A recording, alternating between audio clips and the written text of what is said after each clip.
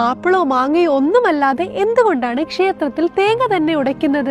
മറ്റു പഴങ്ങൾക്കൊന്നും തന്നെ അവകാശപ്പെടാൻ കഴിയാത്ത തേങ്ങയ്ക്ക് മാത്രമുള്ള ചില പ്രത്യേകതകളുണ്ട്. തേങ്ങ കരുതപ്പെടുന്നത് തന്നെ ദ മോസ്റ്റ് പ്യുവർ ഫ്രൂട്ട്, അതായത് എച്ചിലാകാത്ത ഒരേ ഒരു ഫലം എന്നാണ്. മറ്റു പഴങ്ങൾ നോക്കുകയാണെന്നുണ്ടെങ്കിൽ പക്ഷികളോ വണ്ടുകളോ മറ്റു ജീവികളോ വന്നിരുന്ന് അത് കടിക്കാനും എച്ചിലാക്കാനും ഇൻഫെക്റ്റഡ് ആക്കാനും ഒക്കെ സാധ്യതയുള്ളതാണ്. മാത്രമല്ല, നമ്മളൊരു പഴം കഴിച്ചു കഴിഞ്ഞാൽ അതിന്റെ ബാക്കി വരുന്ന വിത്താണ് നമ്മൾ മണ്ണിൽ കുഴിച്ചിടുന്നത്. അതായത് ഒരു ഉച്ഛിഷ്ടമാണ് മരമായിട്ട് വളരുന്നത്. പക്ഷേ തേങ്ങ എങ്ങനെയാണോ ആ പൂർണ്ണതയോടുകൂടി തന്നെ മണ്ണിൽ കുഴിച്ചിട്ടാലേ അത് മരമായി വളരുകയുള്ളൂ. പൂർണ്ണതയുടെ പ്രതീകമായിട്ടുള്ള ദൈവത്തിന് സമർപ്പിക്കാൻ പറ്റുന്ന ഏറ്റവും അനുയോജ്യമായിട്ടുള്ള ഫ്രൂട്ട് തേങ്ങ തന്നെയാണെന്നാണ് കരുതപ്പെടുന്നത്. എങ്കിൽ എന്തുകൊണ്ടാണ് ക്ഷേത്രങ്ങളിൽ തേങ്ങ ഉടയ്ക്കുന്നത്?